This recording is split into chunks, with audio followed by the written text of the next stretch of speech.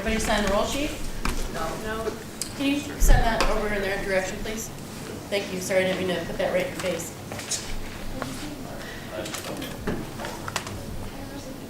Who did assign it? I think Elizabeth. Yeah, I accidentally said that and I totally signed it. Oh. You can set it on my desk and I'll sign it after Christine. Yeah. So, any response from her? Here she is. Nope. Yay! Whitney! Can you shut the Accident at the. Yeah, we waited for you because of the accident. Yeah. I ran. No running. Sorry. Yeah, no, don't apologize. We were sitting here hoping you would come in. All right, Christina, we are ready to go as soon as Whitney catches her breath and has a chance to get her pen out. And we'll get underway.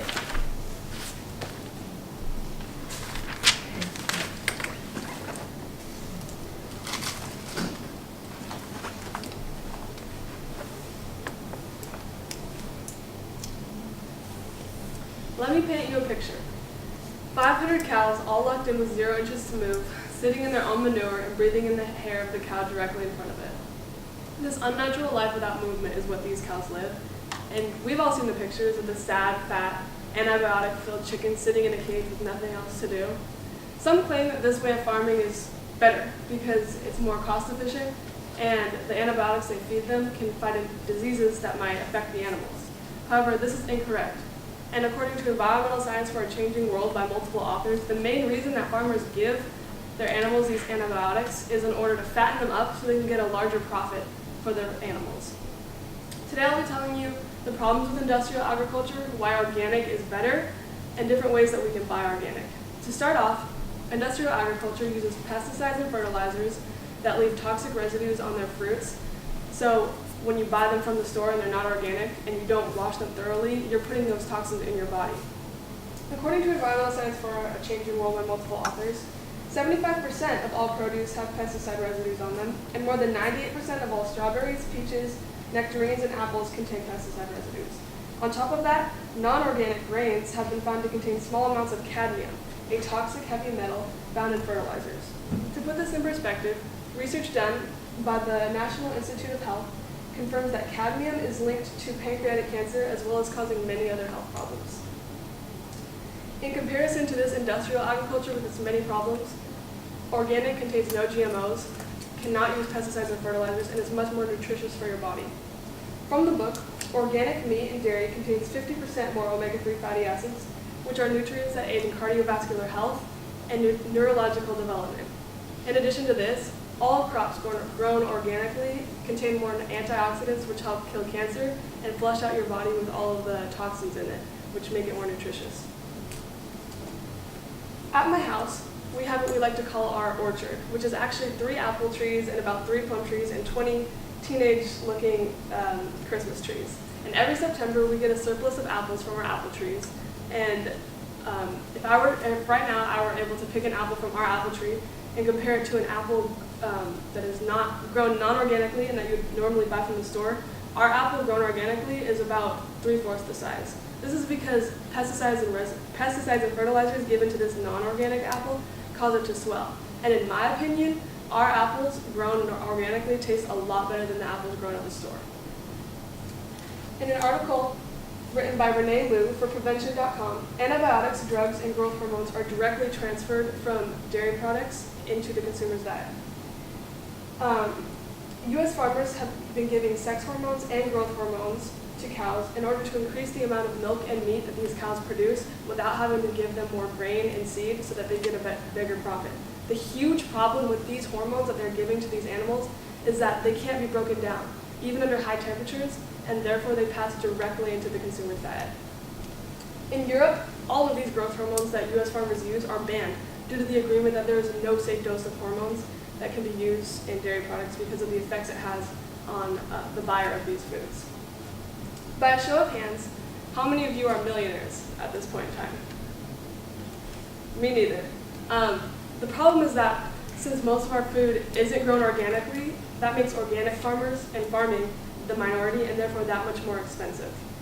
So why is it worth it to buy organic? because you avoid GMOs, and you avoid the pesticides and toxins that come into your body by buying non-organic, and you avoid the unnatural life forms of chickens and other livestock that are pumped with growth hormones and antibiotics.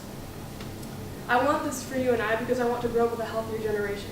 And I want the 2/3 of our population, reported by the National Institute of Diabetes, who are obese to eat foods that lead to a healthier lifestyle.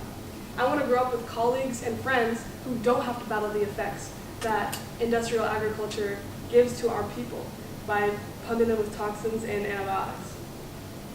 That is why it is important to me, for the generation that I'm living in and for the generation that my kids are going to live in. We can make a difference in this world by buying organic, because when we support them with our money, we're giving them more resources and the ability to expand their businesses and hopefully go globally and affect people worldwide. If we switch to organic, we can maybe even affect somebody overseas, like a malnourished child in Africa, because of the effects that organic farmers can make globally when we give them our money. I see a healthier world, where maybe one day we can go to our favorite farms and buy our produce and our meat from farmers that we're on a first-name basis with. Or maybe one day, me and my kids can go to our local farm, maybe near our house, and buy our products from a farmer that we're maybe even friends with. Or maybe one day, big commercial grocery stores are joined equally in the marketplace by smaller, local, organic selling farmers and farm and markets who sell homegrown goods. In comparison to this, we can expect to see larger and larger chickens with less nutrients. And the same goes for apples. We can expect to see smaller and smaller apples with less nutrients in them. I hope to see more orchards in the future like my own, more homegrown gardens that people have at their own house so they know what they're eating. And according to the book, since the hormones that are fed to animals have a direct correlation with the rise of obesity in the US, I hope to see a healthier generation where that rate is lowered. If you buy organic, all these dreams can come true for us. So how can you do this? My number one suggestion is to grow your own. Grow your own garden, have your own orchard, but I know that that is highly difficult because a lot of people don't have the resources or the money or the room to grow their own farm or gardens or orchards. So my second suggestion is to buy when things are in season. And this chart that I have here, I got from Google Images, and it shows it's just an example to show when different fruits are in season. And the benefits of buying in season are that you're much more likely to get things that are like naturally grown because they're in season at this time, and people and the stores can get them from local places. And you reduce our use of fossil fuels because when you buy out of season, they have to use fossil fuels to transport foods that are in season from foreign places over to where we are now. My third suggestion is to buy from places like Marlene's Deli, Trader Joe's, Whole Foods, and even Costco. These places specialize in organic foods, and when you go there to shop, you will not have any problem seeing tons of organic options for you. Another way is to avoid supermarkets. Although lots of supermarkets do offer some organic choices, when you shop at supermarkets, you're going to be mostly given options that are not organic. My last suggestion for you is to know what your labels are. So this is USDA approved organic label, got from Google Images as well. If you see this on any food that you're buying at the store, just know that it is organic and it's passed the tests and what you're eating is organic and healthier for you. I've shared with you what is wrong with industrial agriculture, why organic is better, and different ways that you can buy organic, in hopes of you seeing that organic is much better for your health. And I hope that I have persuaded you to consider spending the extra money on organic food.